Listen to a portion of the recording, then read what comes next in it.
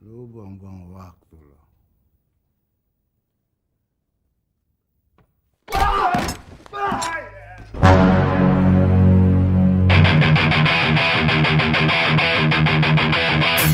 Halo Urbaners, dimanapun kalian berada, bagaimana kabarnya? Kembali lagi bersama saya John, still in the house. Setelah hampir 1 bulan lebih vakum akan adrenalin, saya khawatir jiwa-jiwa brutal Anda mulai luntur yang ditakutkan membuat mental Anda menjadi lemah dalam menghadapi kenyataan hidup. Maka dari itu kali ini saya akan merangkum sebuah film action yang sudah pasti Anda tahu semua, ya, The Raid.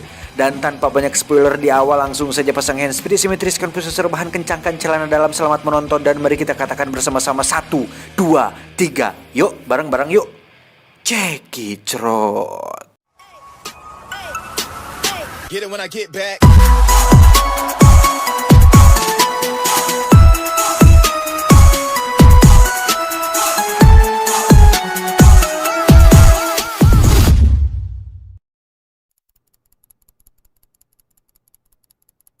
Diawali dengan memperlihatkan seorang anggota kepolisian yang mirip sekali dengan Iko Uwais, namanya Rama. Ini orangnya.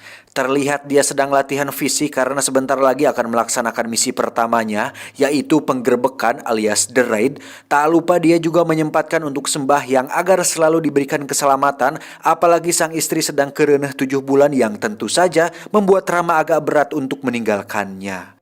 Aku cinta kamu. Aku juga cinta kamu.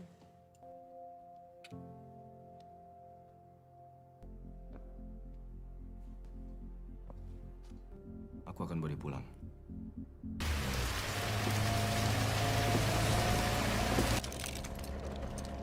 Dengar semuanya. Target kita Tamaryadi.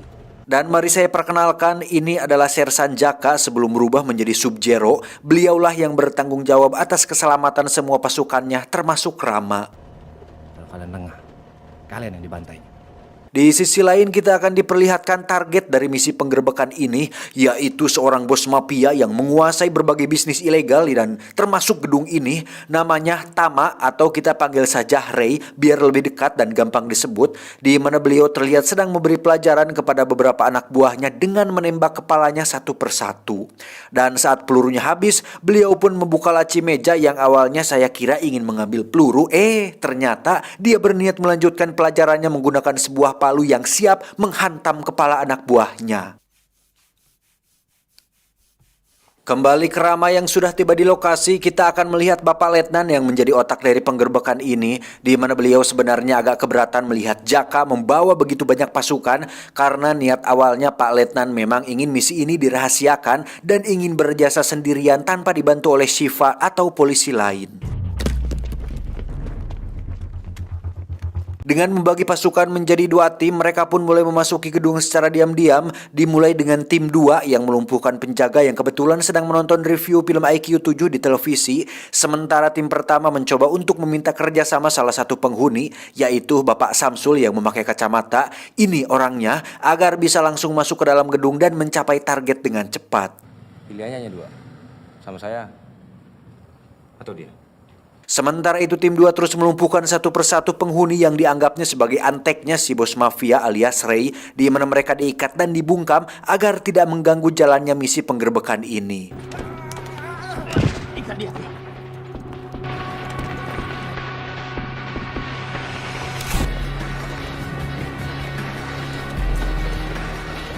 Kembali ke tim 1 yang beranggotakan Sersan Jaka bersama yang lain, di mana di situ ada seorang bocah yang secara tak sengaja melihat para polisi dan langsung lari memberitahu temannya yang lain. Tapi tiba-tiba,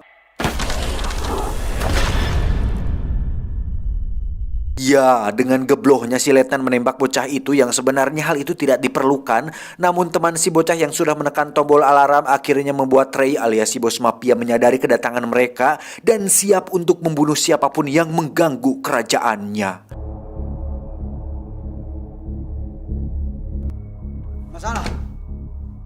Gua pengen ajak tetangga untuk main. Alhasil si bos mafia pun segera menghubungi para snipernya, di mana tim 2 satu persatu dibantai dengan cukup sadis dan brutal. Setelah satu polisi tumbang, anteknya si bos mafia yang memakai kaos sangsang pun mulai beraksi dengan mengulawitkan tangannya melalui kedua kaki, di mana dia perlahan mengambil bedog di bawah meja dan langsung menyabat leher polisi yang satunya.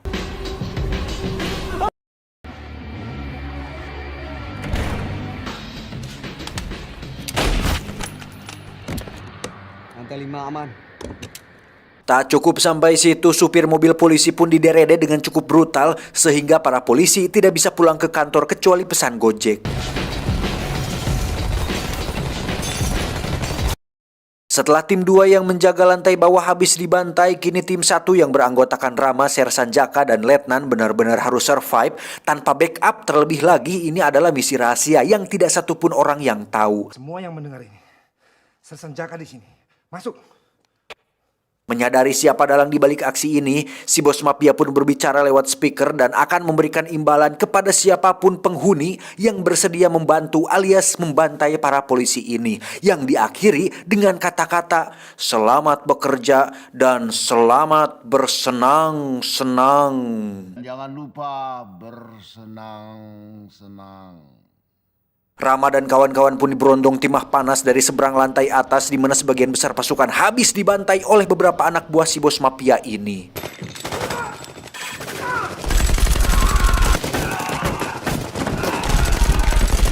Bersamaan dengan itu kita akan melihat dua pria yang merupakan tangan kanan si bos mafia. Ada Andi yang kebetulan merupakan kakak kandungnya si Rama, dan satu lagi sudah pasti kalian semua kenal, seorang petarung yang cukup kuat yang pernah bertarung melawan John Wick. Ya, dia adalah Mad Dog, pesilat tangguh yang sering menggunakan tangan kosong, karena itu lebih ada gregetnya. Kita libas mereka semua. Berani betul dia masuk di kerajaan gua. Kembali ke Rama dan kawan-kawan yang tidak punya pilihan lain selain menghindari baku tembak, di mana mereka semua masuk ke salah satu kamar untuk mengamankan diri sementara.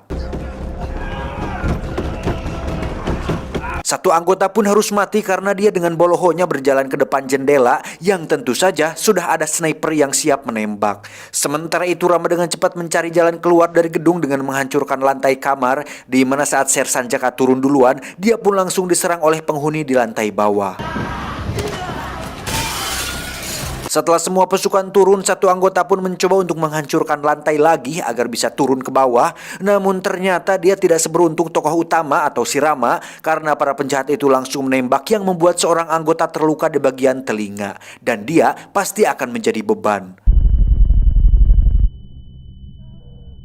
Karena para penjahat itu semakin lama semakin bertambah banyak, Rama dan Jaka pun memiliki sebuah ide brilian dengan meledakkan lantai tersebut menggunakan bom yang ditutup kulkas 2 pintu yang kebetulan masih ada beberapa butir telur yang sayang kalau tidak dimasak. Sehingga saat itu terjadi, si bos mafia pun langsung dibuat terkejut.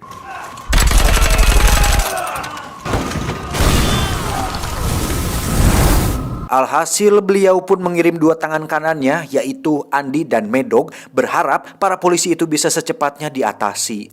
Turun. Bawa pasukan.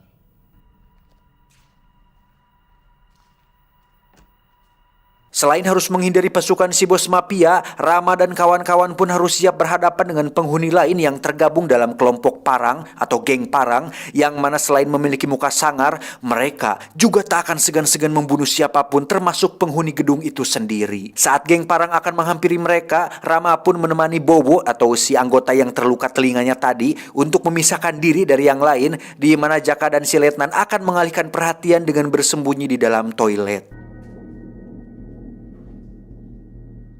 Sialnya, saat Rama dan Bowo sedang mencari bantuan kepada setiap penghuni kamar, mereka berdua pun harus diserang oleh beberapa anak buah si bos mafia, di mana Rama bertarung sendirian membantai mereka dan berhasil melumpuhkan semuanya tanpa cedera sedikit pun. Keren kan?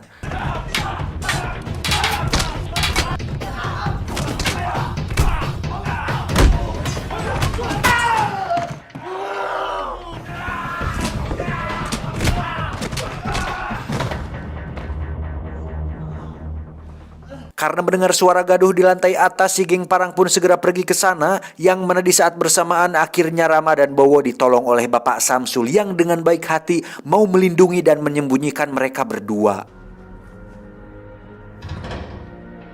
Saat geng Parang datang, si ketua pun langsung sosorongot dan popolotot dengan wajah sangarnya, kemudian mengatakan, "Kau stop tipu-tipu Kalau kau tipu-tipu, saya bisa muak. Kalau saya muak, saya menggila. Kalau saya menggila, saya ngacak-ngacak sepiteng." Cah. Kau stop tipu-tipu Saya tak ada waktu buat kau tipu-tipu.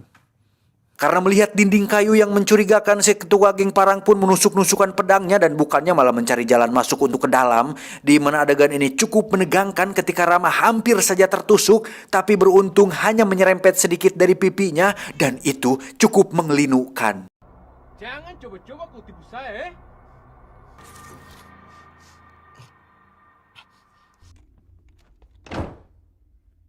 Setelah geng Parang pergi, Rama dan Bowo pun keluar dari tempat persembunyian kemudian meminta tolong kepada Pak Samsul untuk menjaga Bowo, sementara Rama sendiri akan keluar dan menghadapi para penjahat itu sendirian.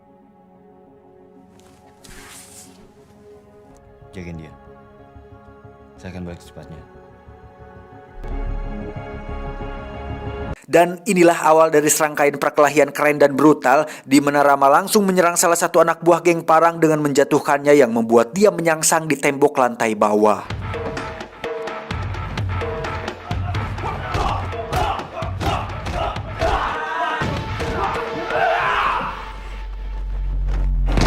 Tak cukup sampai situ, saat Rama dikejar, dia pun naik ke lantai atas untuk mencari tempat berlindung. Dan di saat dia sudah terpojok, mungkin kita sebagai orang awam akan minta ampun atau lebih memilih untuk pura-pura mati saja. Tapi tidak dengan Rama, karena dengan perintah sutradara yang memintanya untuk tidak mati dulu, Rama pun nekat menghadapi mereka semua tanpa rasa takut dan keeng sedikit pun.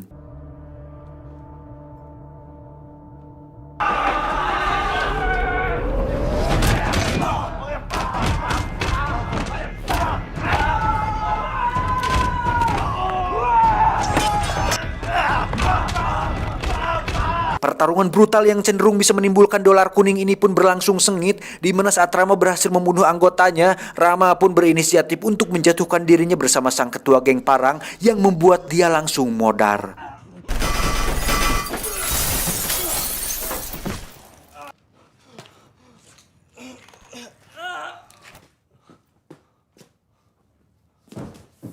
Rama pun bangkit dan berjalan setengah kelayengan dan tiba-tiba ada Andi alias kakaknya yang menarik Rama dan memintanya untuk tetap tenang. Di sisi lain, Jaka dan Letnan pun tengah bersih tegang pasca mengetahui bahwa ini adalah misi busuk si Letnan yang ingin naik jabatan dengan cepat yang justru membuat nyawa anggota Sersan Jaka melayang dengan sia-sia. Siapa dalang di balik semua ini?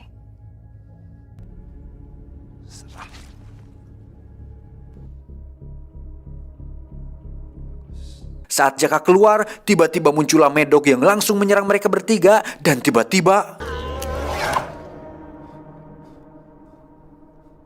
Ya, mereka pun saling menunjukkan senjata masing-masing tapi bukan untuk tukar tambah, melainkan Medog menyuruh Jaka untuk meletakkan pisaunya dan mengajak dia bertarung dengan tangan kosong. Dengan mempreteli pistol dan mengangkat kedua tangannya, Medog pun mengatakan bahwa terlalu mudah jika harus menarik pelatuk karena dengan bertarung menggunakan tangan kosong, itu baru asik. Ini baru ada gregetnya. Ini baru asik.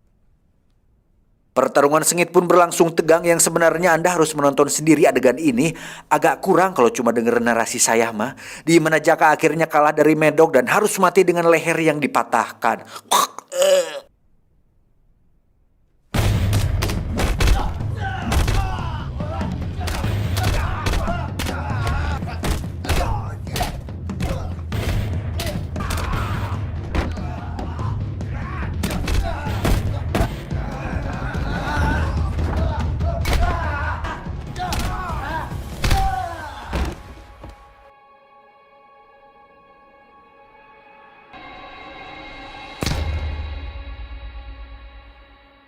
Kembali ke Rama yang harus berpisah dengan Andi kakaknya, di mana si bos mafia akhirnya mengetahui jika Andi telah berkhianat dan menyuruh Medog untuk menyiksanya. Cuma monitor ini doang yang bisa gua pegang kayaknya, anjing. Ngapain lo? Nekat berbuat seperti itu. Tapi gua pikir percuma lah, pasti lu juga mati di sini. Siapa anjing yang mau gerak ngabrik gua dan kerajaan gua?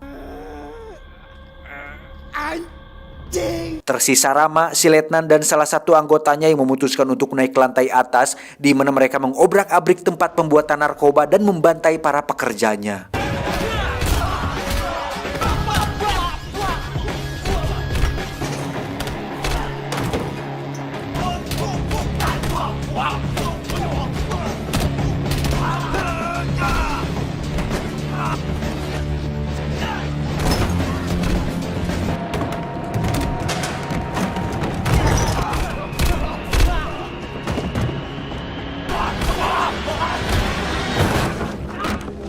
Selesai dari sana, mereka bertiga pun berniat langsung menemui si bos mafia tepat di lantai atas. Namun saat Rama melihat kakaknya sedang disiksa di sebuah ruangan, dia pun memilih untuk nyimpang dulu untuk menolong kakaknya tersebut. Dengan wajah polontongnya, Medog pun menurunkan ikatan Andi kemudian menaikkan rantainya. Dilanjutkan dengan menyuruh mereka berdua untuk saling menjauh dan dengan jumawanya meminta mereka berdua untuk bertarung melawannya. Wow!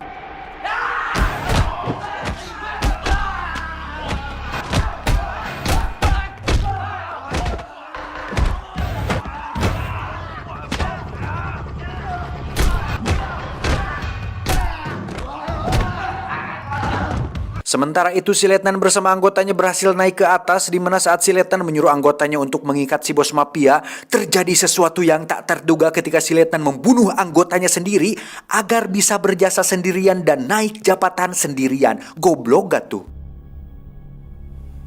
Luar biasa. Kembali ke Rama dan Andi yang masih terus berusaha mengalahkan Medog, namun sepertinya mereka agak sedikit kesulitan mengalahkannya karena Medog terlalu kuat berkat pengalamannya pernah bertarung melawan kelompok Yakuza zombie di Jepang. Kalau ada Saitama mah pasti udah beres dari tadi.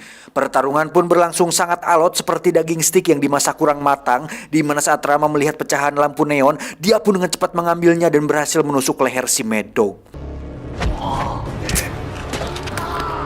Akan tetapi Medog yang punya cita-cita kuat ingin membeli Perum ini ternyata masih bangkit, bahkan bisa bertarung.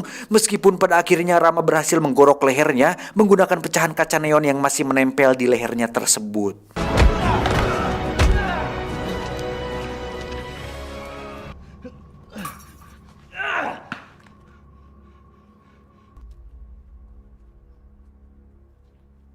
Selesai dengan itu, Rama pun kembali dibuat terkejut saat si letnan menembaknya, yang akhirnya membuat Rama sadar bahwa misi ini bukanlah misi penggerbekan, melainkan misi untuk naik jabatan. Lo nggak bisa keluar dari sini. Diam! Si bos mafia pun terus nyerocos untuk mengintimidasi si letnan, yang mana saat sebuah nama disebutkan, si letnan pun terkejut dan tak menyangka bahwasannya si bos mafia kenal dengan seseorang yang cukup berpengaruh di kalangan dunia kriminal. Lo dikirim buat mampus, mati lo. Anjing. Karena kesal, si letnan pun menembak mati si bos mafia, kemudian berniat untuk bunuh diri karena sadar bahwa saat dia keluar dirinya tidak akan bisa hidup tenang. Namun karena pistolnya kosong, dia pun batal melakukannya.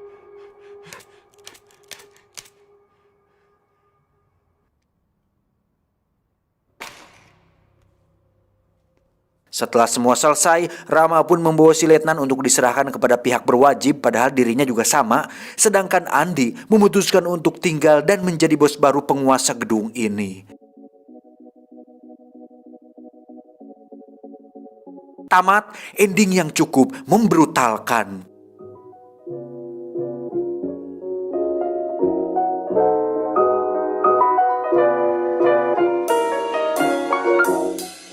Secara keseluruhan keren sih.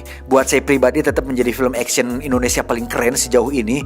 Koreonya keren, temponya cepat, ceritanya simple, tidak bertele-tele. Aktingnya Om Ray Sahetapi juga aduh ini luar biasa sih, sampai-sampai hampir masuk ke film Marvel. Sudahlah, paket komplit pokoknya. Pesan yang bisa kita ambil dari film ini adalah jangan macam-macam sama Kang Yayan Ruhian. Itu saya John beserta jajaran tim IQ 7 cabang Cinangwak mengucapkan terima kasih dan sampai jumpa di video selanjutnya. Adios, sangkar burung Dajjal.